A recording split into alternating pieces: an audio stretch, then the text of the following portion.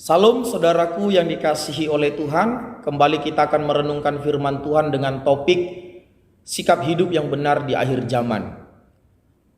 Terambil dari Injil Matius pasal 24 saudaraku, dimulai dari ayat yang ketiga sampai seterusnya. Kita sudah membahas di bagian yang pertama bagaimana Yesus menyampaikan kepada para murid agar mereka waspada. Itu menjadi sikap yang pertama saudaraku untuk kita miliki sebagai orang percaya menghadapi akhir zaman. Sebab akan tampil dikatakan penyesat-penyesat, kemudian kita akan mendengar deru perang, bangsa bangkit melawan bangsa, kerajaan bangkit melawan kerajaan. Akan terjadi kelaparan, akan terjadi gempa bumi dan lain sebagainya.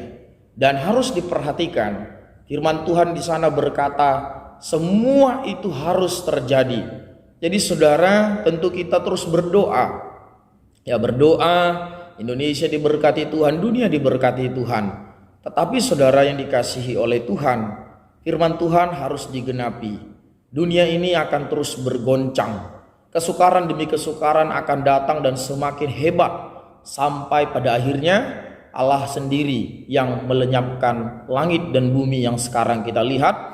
Karena Tuhan sudah menyediakan langit yang baru dan bumi yang baru. Tentu bagi kita orang-orang yang percaya kepadanya. Pada kesempatan ini, bagian yang kedua saudara, bagaimana sikap hidup yang benar untuk kita miliki saudaraku di akhir zaman. Tentu sikap hidup yang benar itu saudara akan menolong kita untuk kuat di dalam Tuhan, menolong kita berkemenangan, menolong kita untuk mampu saudara tetap melangkah, tetap berjalan dalam iman, dalam pengharapan, dalam kasih kepada Tuhan. Sebab kalau kita tidak memiliki sikap yang benar, saudara, kita bisa jatuh ke dalam berbagai-bagai pencobaan di akhir zaman. Kita bisa lemah, sementara saudaraku musuh kita semakin giat melakukan aktivitasnya. Nah, pada bagian yang kedua ini, apa sikap yang harus kita miliki sebagai orang percaya menghadapi zaman akhir ini saudara? Dalam nas Matius pasal 24, Yesus berkata dalam ayatnya yang ke-6, kamu akan mendengar deru perang atau kabar-kabar tentang perang. Namun berawas-awaslah, jangan kamu gelisah. Sebab semuanya itu harus terjadi, tetapi itu belum kesudahannya. Nah saudara, maka sikap yang kedua yang harus kita miliki sebagai orang percaya adalah tidak gelisah, tidak panik saudara. Kegelisahan, kepanikan tidak pernah saudara membantu kita menyelesaikan persoalan, menyelesaikan masalah. Kepanikan justru seringkali membuat orang salah mengambil keputusan, salah bertindak, salah berpikir, salah berperasaan. Dan semuanya itu saudaraku akan mengakibatkan hal-hal yang tidak baik, hal-hal negatif. Dalam dunia yang terus bergoncang, di zaman akhir ini, sebagai orang percaya Tuhan mau kita saudara tenang. Lawan kata daripada gelisah adalah tentunya tenang, penuh damai sejahtera. Jadi Tuhan menginginkan kita hidup di dalam ketenangan, tidak panik, tidak gelisah. Nah sekarang saudara, bagaimana supaya kita mengalami ketenangan dalam hari-hari ini? Padahal kita berada di zaman akhir di mana goncangan akan semakin banyak dan semakin besar. Pemazmur berkata saudara dalam Mazmur pasal 62, hanya dekat Allahku rasa tenang hatiku. Maka saudara sesuai dengan firman Tuhan tersebut, supaya kita tenang, supaya kita penuh damai meskipun dunia bergoncang, masalah ekonomi semakin rumit saudara, baik dari aspek pendidikan juga semakin sulit, kesehatan dan lain sebagainya. Supaya kita tetap tenang, tetap damai, maka kita harus mendekatkan diri kepada Tuhan. Kita harus semakin intim bersekutu dengan Tuhan.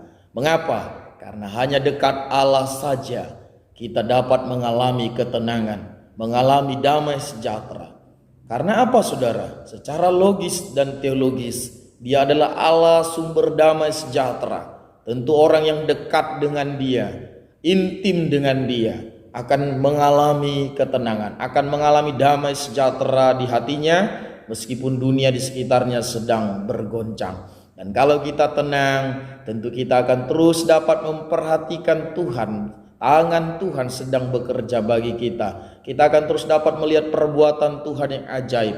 Kalau kita panik, kalau kita gelisah, orientasi kita, fokus kita justru akan kepada masalah, kepada dunia yang bergoncang, kepada segala hiruk pikuk yang ada di sekitar kita. Tapi kalau hati kita tenang, hati kita penuh damai sejahtera, kita akan fokus melihat Allah, fokus melihat perbuatan tangannya. Dan kalau kita melihat Allah dan melihat perbuatan tangannya, pasti kita akan terkagum-kagum kepada Tuhan.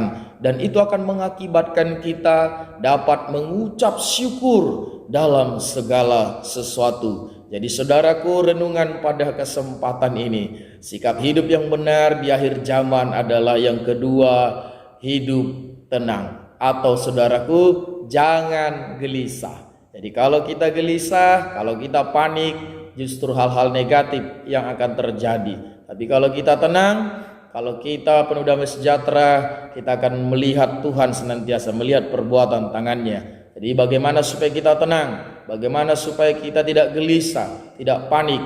Sesuai dengan apa kata pemazmur, hanya dekat Allah ku rasa tenang hatiku. Jadi kalau kita dekat dengan Allah, persekutuan kita dengan Allah baik, Tuhan akan memberikan rasa tenang itu. Tuhan akan memberikan rasa damai sejahtera di hati kita, di hidup kita, di nikah kita, baik anak muda, baik anak remaja. Tuhan akan memberikan rasa tenang, rasa damai sejahtera itu.